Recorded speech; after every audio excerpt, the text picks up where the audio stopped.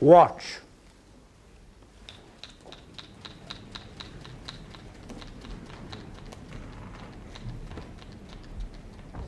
Release.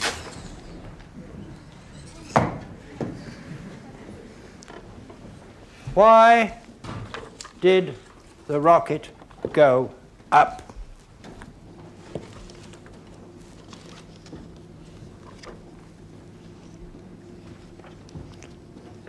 It's not the water pressure that made it do that.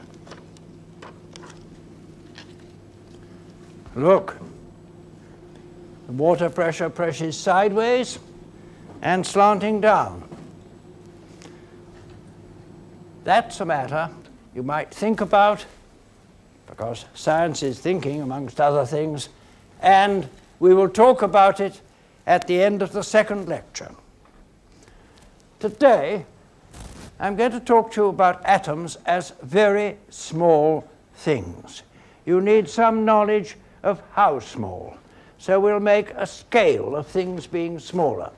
I have a gorgeous collection of things.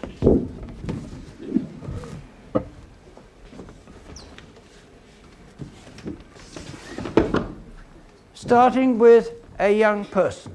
Where's a young person? Are you 150 centimeters high? Somewhere near that. Somewhere near that. He safeguarded himself. All right, you stand there. We start with a young person, 150 centimeters high, and then we give him the next stage, a squirrel, 10 times smaller, 15 centimeters high, and then we will have an enormous sugar crystal. And they're a very difficult thing to get, but the Royal Institution has one as big as this. You can see it on the screen there. Judge its size by my fingers, and you can see that it is a very large sugar crystal. But what are we doing? We're not counting down a scale 8, 7, 6, 5, 4, 3 like that. We're going down a scale of 10 times smaller. Divide by 10, not subtract 1.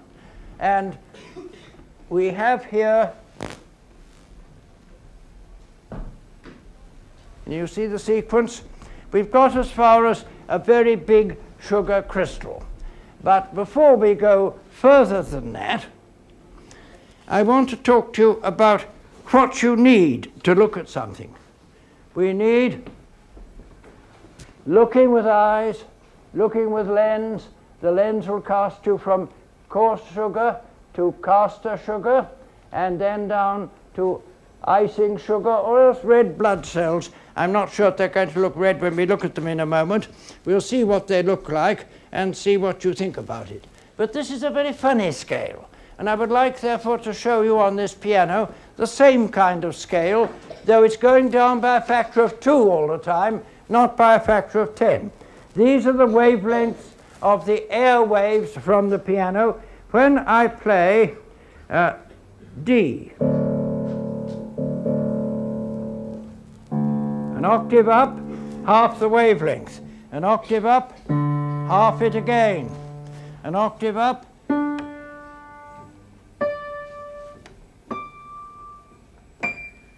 half and a half and a half and a half. We'll meet that again with radioactivity. We've put the piano there only for a moment, and we come back now to our scale. Look at the scale going on down with other sugar. We'll give you a spoonful of that. A spoonful of those nice colored coffee sugar things, or Demerara would be about the same size. And then we'll give you a spoonful of caster sugar. And then we'll give you a spoonful of, well, perhaps only a pinch of icing sugar. Switch them on. There it is. There's the icing sugar. There's the great big one. There's the coarse sugar. And there's the caster sugar. And if you look at the scale, we're down to, with icing sugar, something for which you must have a lens and something for which you might have a microscope to see how small it is. You can see how small it is in fractions of a centimeter all the way down. Let's now have a slide, please, of blood cells, which are about the same as icing sugar. You'll be able to see it in a moment when the lights come down.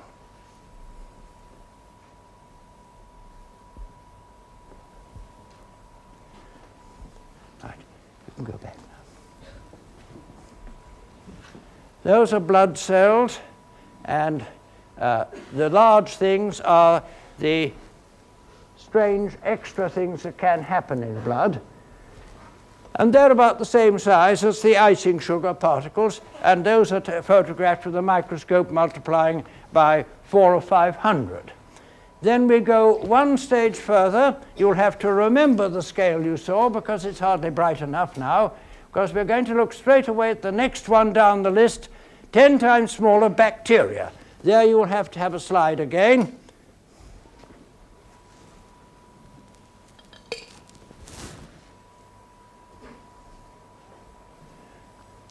We need the lights, I expect, very much down now, because you can see that the bacteria are chained together. They're a particular form of bacteria, and these are what your body provides to gobble them up. They are the safety patrol, the rescue league. We go still further down the scale, but before we do that, we're going to face the difficulty that with bacteria, already we can hardly see the details with our microscope, with our light waves, with our eyes, because our eyes have too big a wavelength. That's the trouble. When you try to see things with a very big wavelength, you have all kinds of trouble with things. I'm going to show you what happens if I use a tool which is too big. I have here something I thought you would like to know. You'd like to know my name. So I will write my name for you.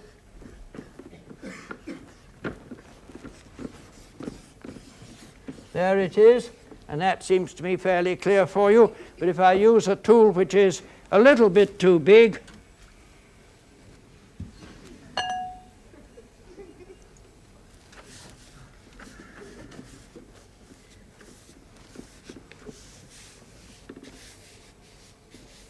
and go as far as G.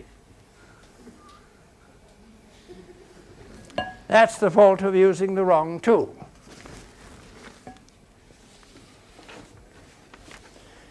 I will illustrate that in a different way by two slides from the seaside. We'll have them here.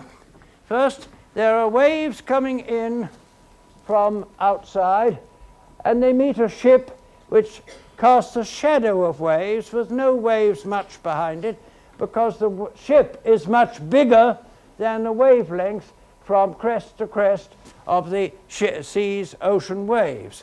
And the second slide shows another part of the story.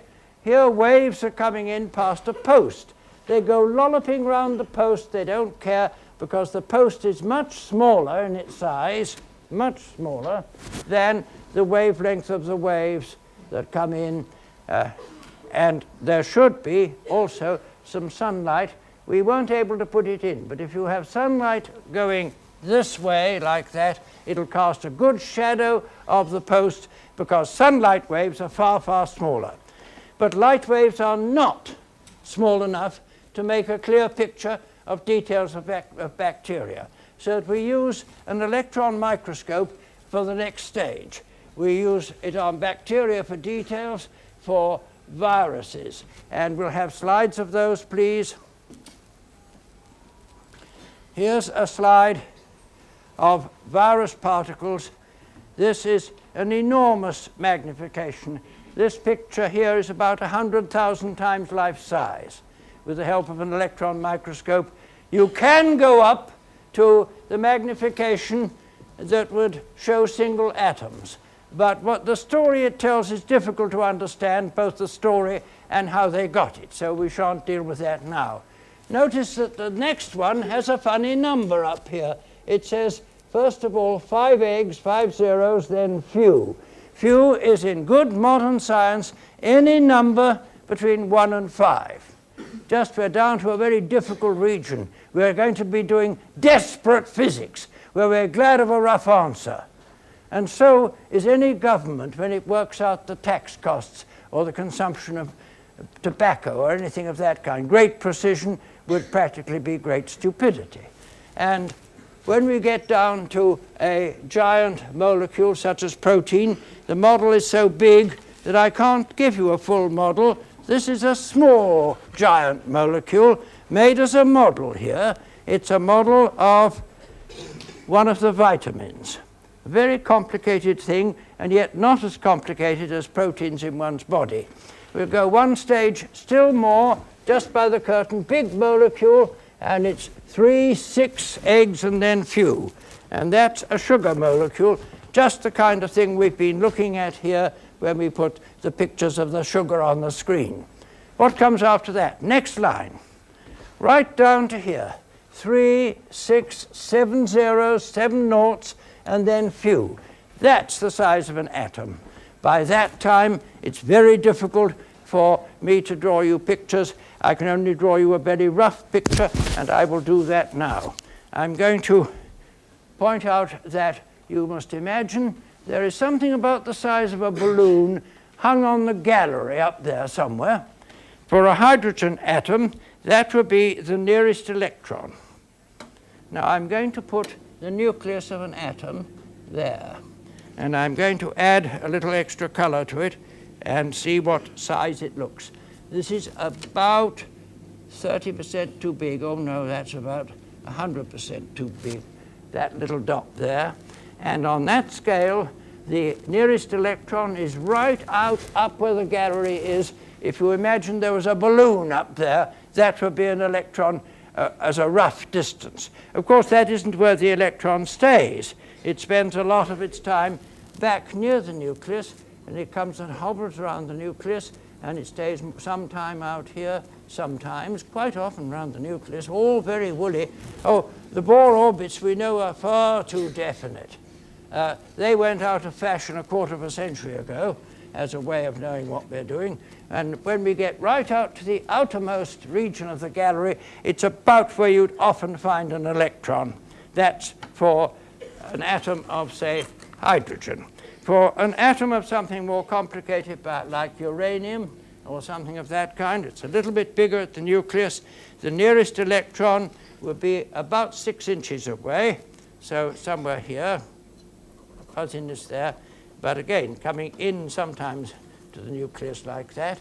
And the furthest electron, outermost, about, out at halfway to Berkeley Square, right out in the street, certainly, out in Albemarle Street or right out across to Berkeley Square, hundreds of feet away.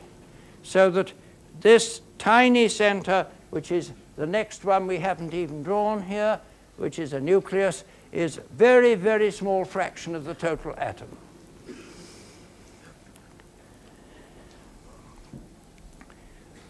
Though you can't see atoms, I hereby make a promise. In Lecture 6, you shall see atoms. By then, you will be able to interpret the indirect method we have to use to show you atoms. It's a real experiment, and you shall, in a reasonable sense, in Lecture 6, see atoms. You have to wait that long because we have to get ready for it by other experiments which will make it clear in due course. What is it we're doing there? That's not science. This isn't science. This is gossip. Talk about atoms. Don't write notes of it. Don't learn it by heart. Until I support what I tell you by some experiments, some suggestive demonstrations, and some models, You'll have to have some models. This isn't going to be good science. So now let's see some real things and some useful models. I'm sorry that I shall have to use models, but they're of several kinds. Here's one. Some of you know that fellow very well. Here's another.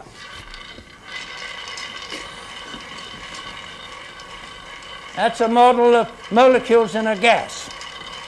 They're plastic balls bouncing about. You'll see that again. And I have another one. But first, that's a toy model. This is a teaching, I beg your pardon. It's a learning model, that one. Not a teaching one. I don't mind what the teacher does.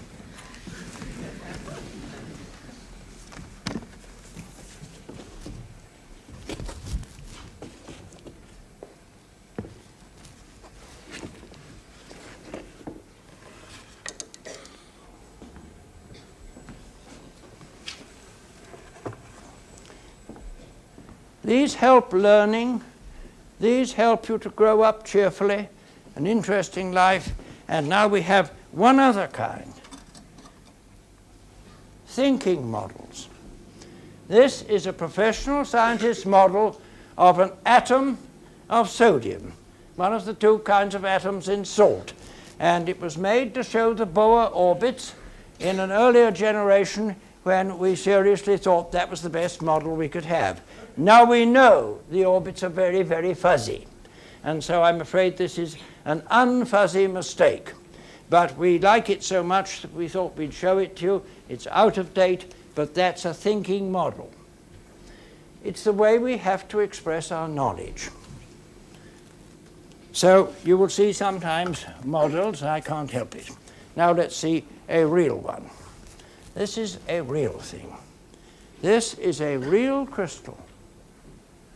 A solid crystal of alum. How would you like it there? You see it on the monitor? There are monitors all around you, and you will see very well sometimes on the monitor. That is a crystal of alum. What does it mean? It only suggests that if it's made of atoms, that's why it has a regular shape. The atoms pile up in a regular order. I have here an example of atoms piled up in a regular order. Obviously, this is a teaching model. It's just a model to help you to see. If I were to slice off a layer of atoms, and I hope you can see, you still see the same shape, don't you? Did you know it was going to do that? Try it again. Like that. Slice it off. There it is. That is not a model of alum, which has a different shape. I'm going to ask Mr. Coates to show a model of this alum by a very beautiful form, which will take a little time, using glass marbles. Mr. Coates is the magician behind all these experiments.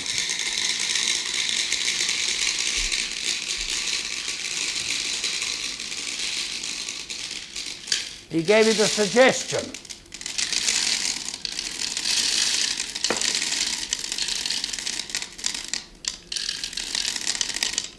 He's completing the crystal.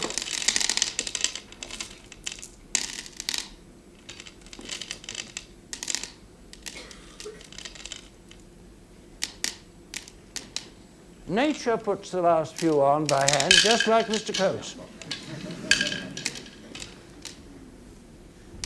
Ah.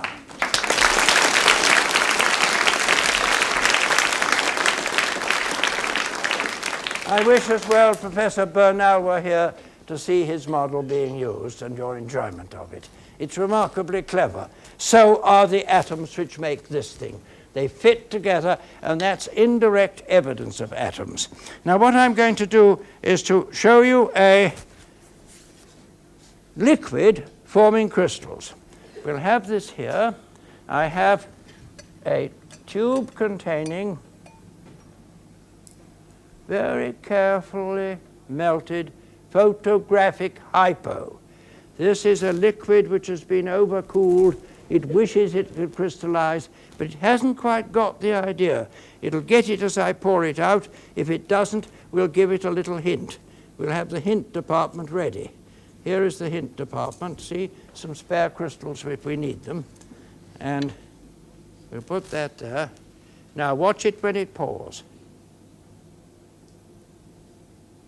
No, it's good enough. It started already to make crystals.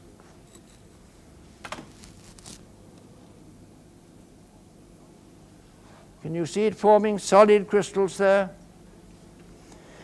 I'd like to show you crystals forming rather more rapidly because we've got urea, which is a fairly simple organic chemical, dissolved in a liquid which will evaporate fast, all under the microscope. Now look at it on the monitor. You're going to see it on the monitor. You'll even see it colored because polarized light can do something for it. Ah, there's a bit. There's a bit of a crystal. Keep it there. Watch it. Watch what it does. You see the colors change. It's growing. Extra bit. See that little bit growing and then flying away? Better, however, to grow a crystal for yourselves.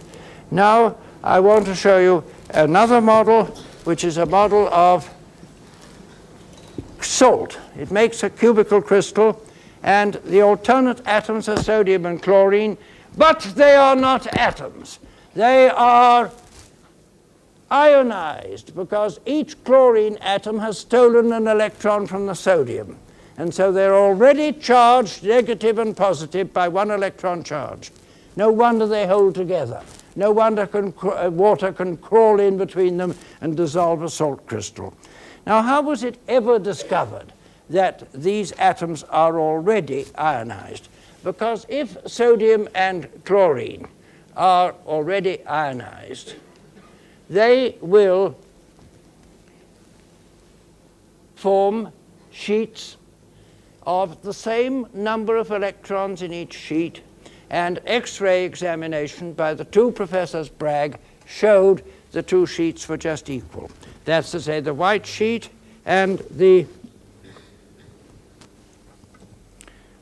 blue sheet. We've painted the blue sheet with fluorescent paint, so that when I turn it, you will see it glowing. When you put the lights right round, you can see the blue ones glowing. Now I'm going to spin it.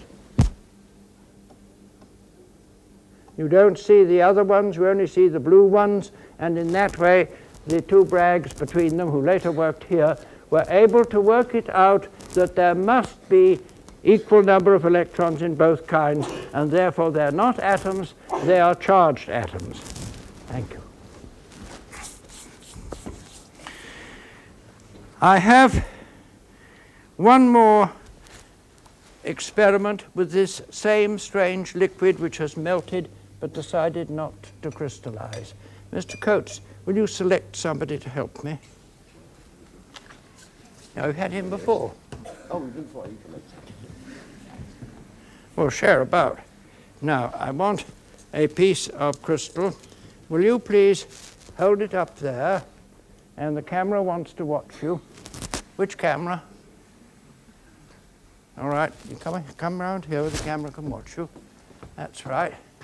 Now, I'm going to drop in a crystal of the same material and let it be a suggestion. That's a messenger to this, which says, will you please grow crystals? And can you see the crystals growing? Yes, I can. They'll have to take your word for it. You may see them on the monitor, you may not. I can't tell whether you can see them on the monitor. They are happening there. Now, give it a slight shake. Don't drop it yet. Oh, more than that. Come on, courage.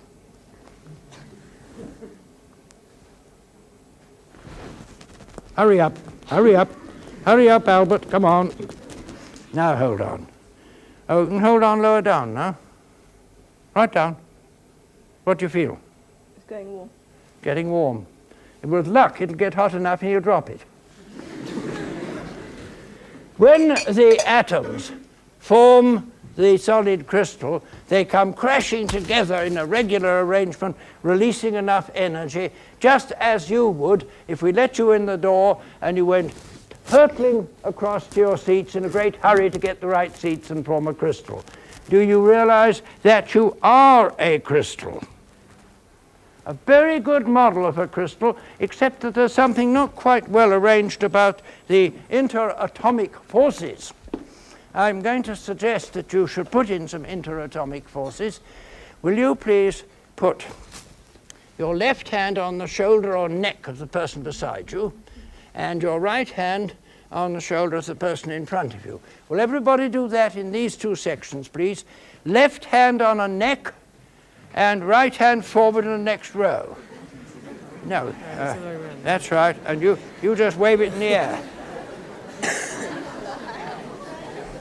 These are just ready to form one layer more crystal. All I have to do is to kneel here, and I get hands on my shoulders, and then one more atom has been added. Now there's another trouble here. Oh, stay there, we haven't finished. There's another trouble. You're practically at absolute zero. You're not vibrating. Now vibrate just gently, to and fro like that, and forward and back. That's better. You're at room temperature now. You're all right now. But wait a minute. You're still not up to really high temperature. Mr. Coates, let's heat them up, please. Add another lot. That's better. Oh, go on. Raise your temperature. Higher temperature. Still higher. Still higher. Still higher. Really, a tremendous temperature. Come on. Come on. Come on. Come on. Out. Pull out. Hey, it's begun to melt. The crystal has started melting. And that does happen. It's a good model. Thank you. Thank you for your warm-hearted cooperation. I would like to just imitate a liquid with my tray here. If we wanted to imitate a solid, we'd just do that and you get a beautiful solid pattern of regular crystalline arrangement. For a liquid, we just agitate it a little. That's a liquid. You notice there's a tendency to evaporate here and there. And by that time, it's turned into a gas. So that can be quite useful as a thinking thing, but I'm going to put something in here among the liquid.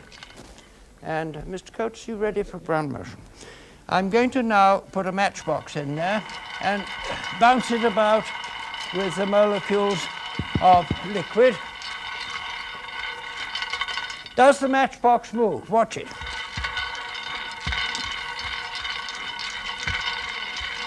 Does it move as fast as the white balls? No.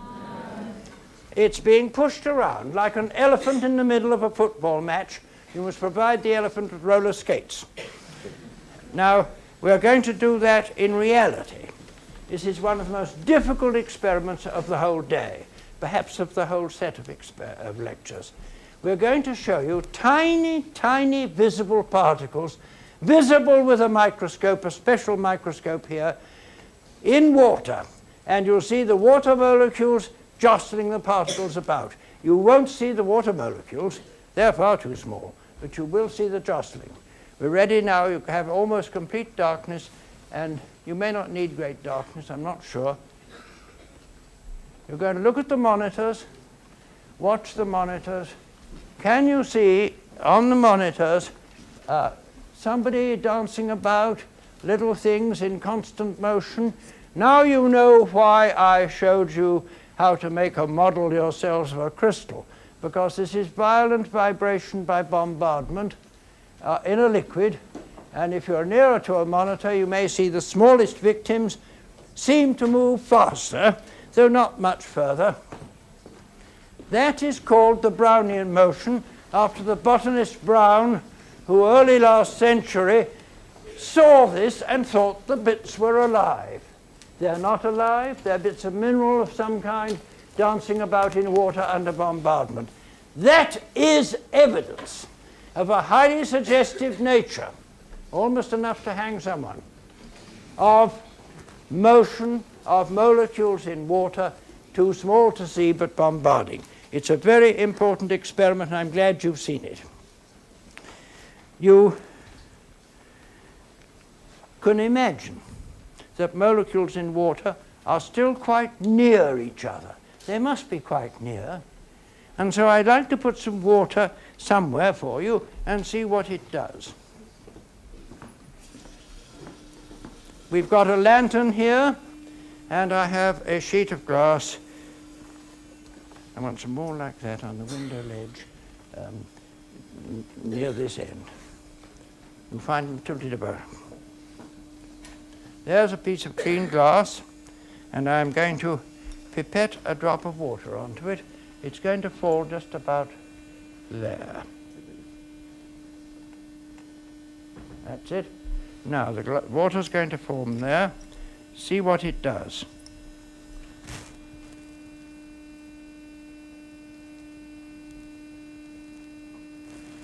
Oh dear, it just went spludge.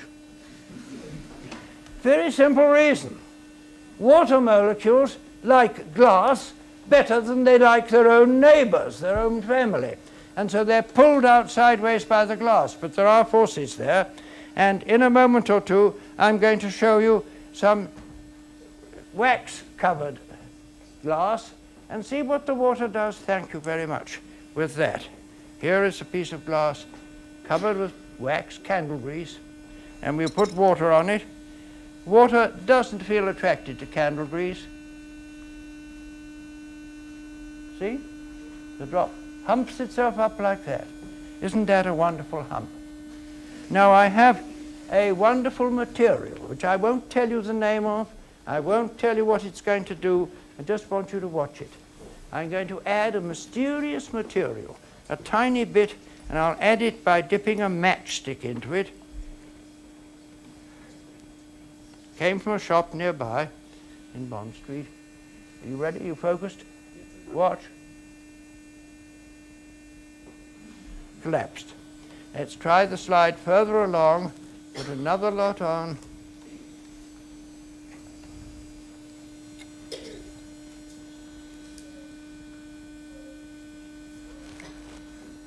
All right? Is that focused? And put the same mysterious material there. Can you see it hovering yet? Complete collapse. Why? Because this somehow told the water, you've jolly well got to like wax, whether you like it or not. Now let's talk about that for a moment or two. What is this strange stuff doing? First of all, what's the water doing? I have here a picture I'm going to draw you. Here's a sheet of glass. Here's a sheet of glass with water poured over it like that. Then the water is all pulled along and outwards by the glass, but there's some pulling. And here's a sheet of glass again. And here is water with wax on the glass. Here is wax. Nice candle grease, candle wax. And then the water humps itself up in a great hump like that. If you like, I will show the water hump more clearly with that. No, I won't. That was a deception. That's the best I can do. The pens dry up very fast. Why does it hump itself up? Water molecules attract each other, whether you like it or not. They clearly do. Do air molecules attract each other? I can tell you they don't in this room, very little indeed. And I'll tell you how I know and some of you know. Boyle's law. If you double the pressure on some air, you halve the volume. Put it the other way, halve the volume, crowd the molecules of air twice as close together, you double the pressure. If they attracted each other, pushing them twice as close, the attraction would get going and you wouldn't get double the pressure. That's the point. If you get double the pressure for half the volume, it shows us very little attraction between molecules. I want you to imagine These two balls are air molecules, and they're far apart. If in imagination you might think perhaps these are human heads. And this is a nice girl there, and this is a boy here, and they look to each other, and they really have no attraction. I beg your pardon, no electrical attraction of the kind between molecules. If we move them closer, a little bit of attraction, more attraction, more attraction, a lot of attraction. But what's going to happen if that gets worse? You get more, they'll disappear into each other and disappear altogether like that. They'll disappear. They don't, you know they don't. None of your neighbors in this room have disappeared suddenly like that. So let's go closer, attraction, attraction, attraction, attraction, and then they begin to push. Attraction, attraction, and less attraction, and repulsion like that. A great bang. I'll do it again. Attract, attract, attract, attract, attract, attract, bang! Have we any evidence of that? Yes, because the water stays there and shows some forces. Now I'm going to show you another aspect of a liquid.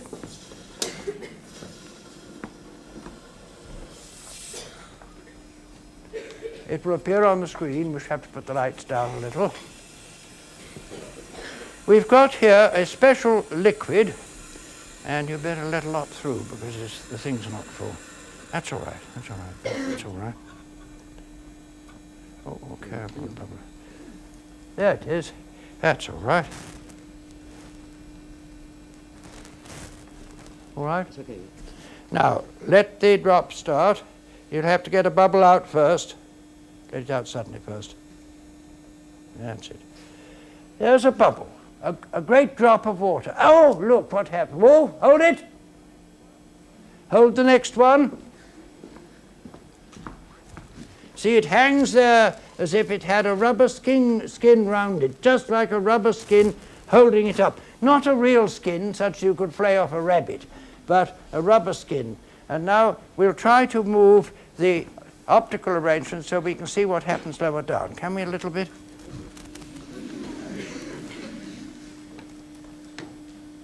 No, we can't. Take me out of focus then. Huh? All right. After the drop, you may see what happens. See, look how strong it is. It swings to and fro like a rubber bag.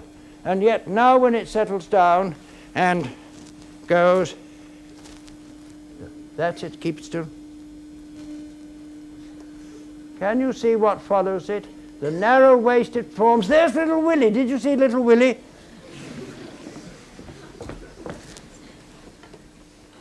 Focus.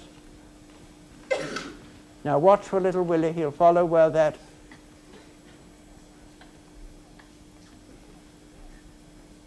There. You see little Willie? That's the part of the drop formed by the waist that formed there when it was narrow. No, Mr. Coates, we've finished now with that because we did the strange liquid that made the drop collapse on wax before, and now I must come back to that and talk about what happened.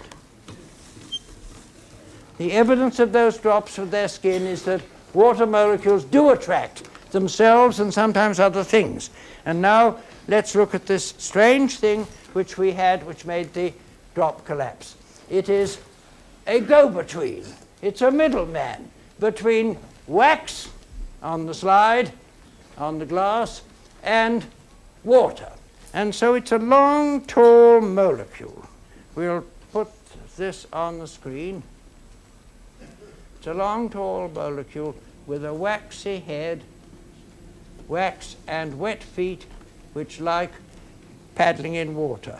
And so it's wet at that end, wettable, and that's waxed at that end. And that will cling to the wax and cling to the water and put the water onto the greasy dinner plate and help you to wash. So this has a very distinguished and ancient name.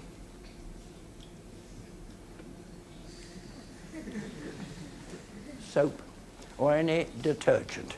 We have many modern ones for sheep dipping, hair washing, separating minerals, soldering, and again they're marriage agents marrying one kind of surface to another. And I can show you what that will do in a moment with one of those maddening dishcloths. When you buy them in the shop, they come home waxy, and they don't take water. You have to launder them straight away. Here is a dishcloth. You're going to get an oblique view of it there. Can you see all right over there? I'm going to try to pour some ink down here. Oh, well, it is maddening. Look at that. See? It's waterproof, and we want to make it unwaterproof. So we will take my magic liquid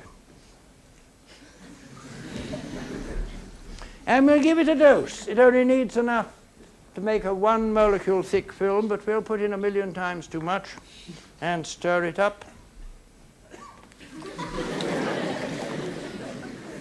Now try.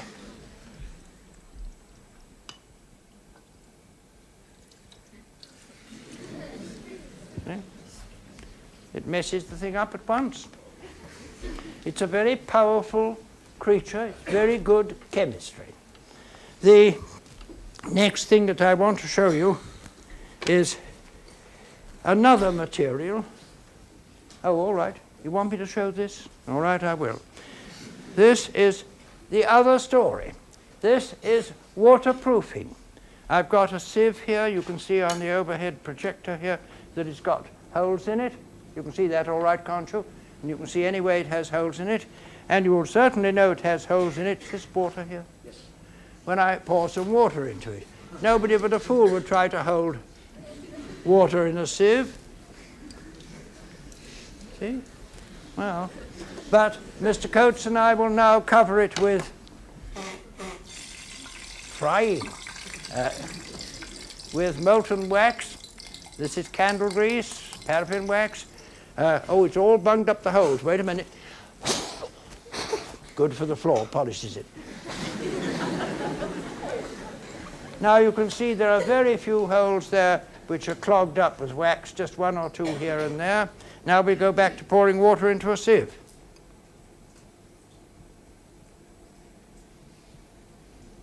I've got quite a lot of water in, watch. See? Really quite a lot. Now I'm going to pour water in again. You mustn't pour it in too violently. I've got it gorgeously 3/4 full. The Boy Scout in the wet day was always told not to touch his wet head against the top of the tent. Here's my finger, the Boy Scout's wet head. Watch. Complete disaster. Of course, I cheated. My finger was not covered with water, not even rainwater. My finger was covered with wetting agent, the same mysterious stuff which we had there as a form of soap. And so no wonder it upset the waterproofing. That differential waterproofing between things that are wet and things that are waterproof is used in separating something like 1,000,000 tons of rock a day over the world altogether by separating the powder by differential chemistry to distinguish the waterproof stuff which can be skimmed off from the wet part stuff which falls. Now I would like to show you one more experiment concerned with waterproof and wetting. I would like to get some nitrogen which has been cooled and pushed together. Right. I'm going to pour into this goblet with a protecting vacuum liquid air, namely liquid nitrogen. You'll see it boiling all the time. And I want a short piece of that if I can. All right.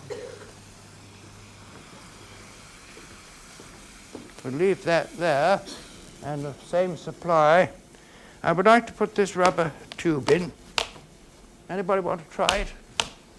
Huh? All right. Here is some more. Take it.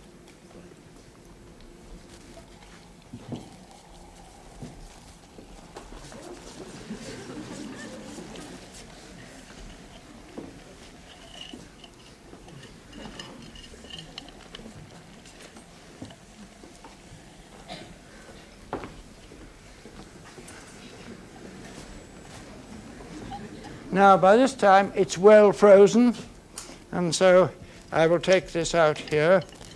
There. I will give Mr. Coates that in exchange for a good hammer, and we will see what the rubber tube is like. Ready?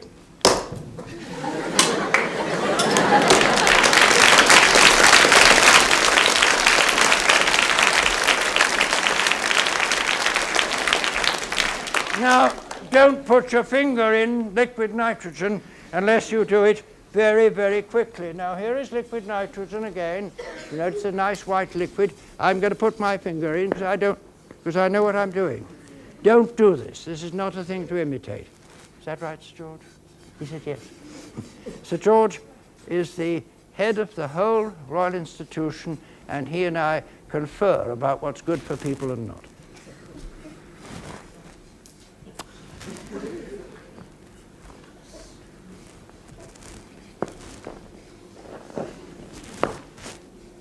Ooh.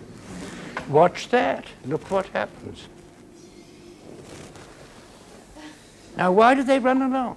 Because this thing is liquid air, nitrogen proof, for a different reason.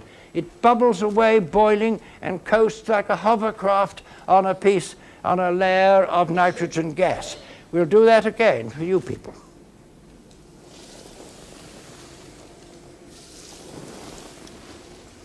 Any more left? Yes, sir. Right. No, I want both lots. We'll pour it along the floor here.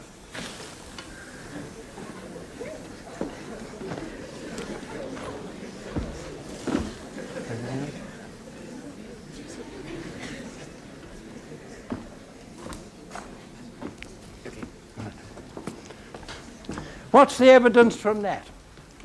There are two pieces of evidence, very interesting. First, nitrogen molecules attract each other. If they didn't attract, they couldn't make that liquid. They couldn't stick together. Second, nitrogen molecules repel each other when very close, because if they didn't repel, the liquid would have collapsed and disappeared like that suddenly. So we know they attract, and we know when very close they repel. And that's how we get evidence about things which are much too small to see. Mr. Coates has another experiment with a single soap bubble which is flat.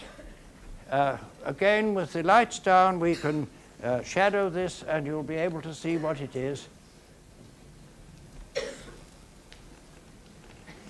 This is a frame which has a crossbar at the top and a movable crossbar at the bottom. The one at the top is held on a little spring balance so that it is going to weigh the force. He's going to make a film in this region, a flat soap bubble in that region, and see if you can measure the pull of the stuff.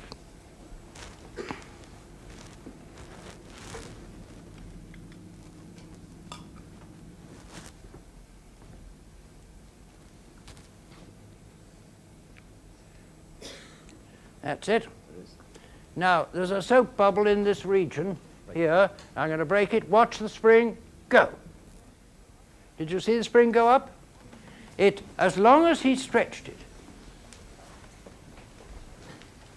that happened.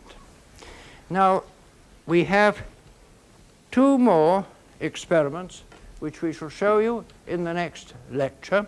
One of them is concerned with oil spreading on water. And I want to show you what happens when we put a tiny drop of oil on water. Olive oil.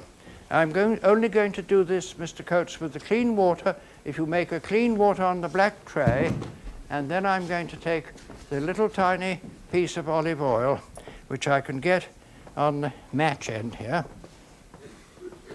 That's it.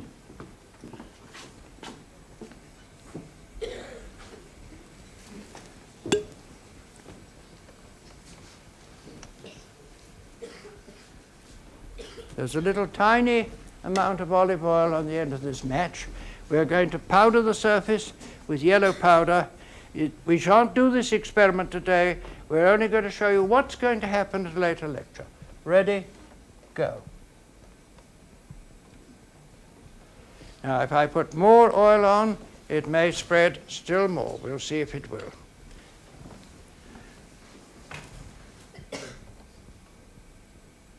Get a clean surface, please, Mr. Coates. And now put more oil on. We hope it'll make a very nice circle at a later lecture. We shall try that again. As the oil spreads, we hope it spreads to a single molecule thickness so that we can measure. And now, in conclusion, we have a fake experiment. We've postponed to a later lecture 2 of the promised experiments, critical temperature and boiling and triple point, 3 of them, and we will do them, but not now. We're going to show you a fake experiment which is a giant drop with a real rubber skin. The skin effect on ordinary bubbles and drops of liquid is not a real skin. This has got a real rubber skin.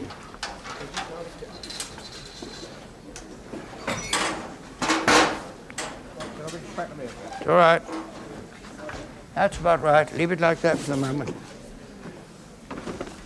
Right?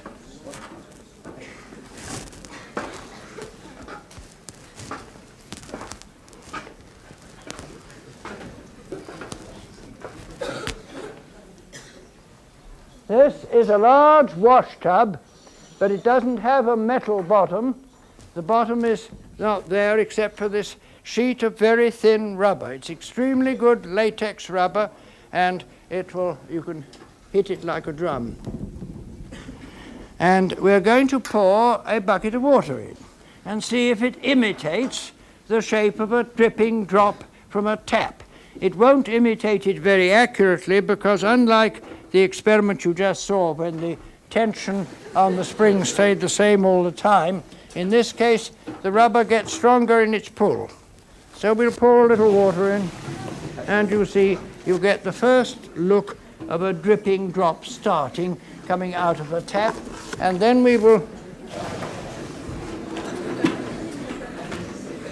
put in more water.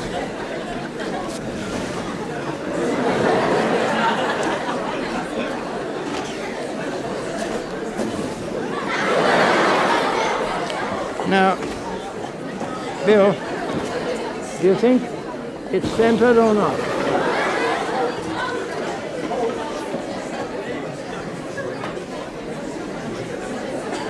Bill, watch it.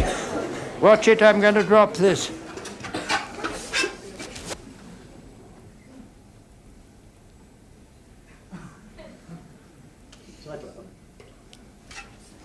About there. You ready? It's a little bit.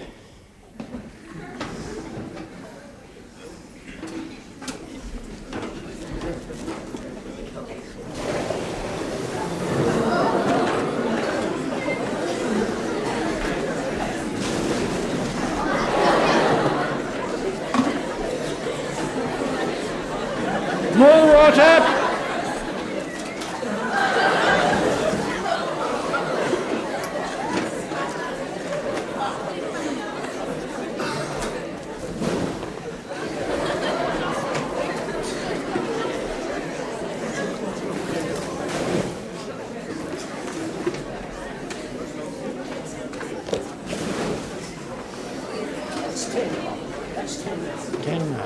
It's got 10 buckets already.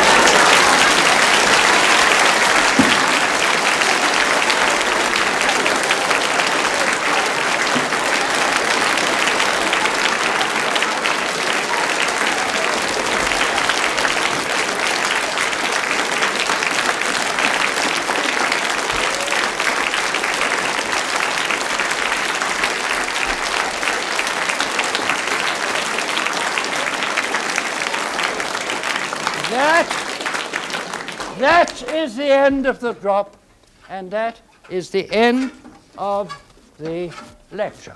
Goodbye.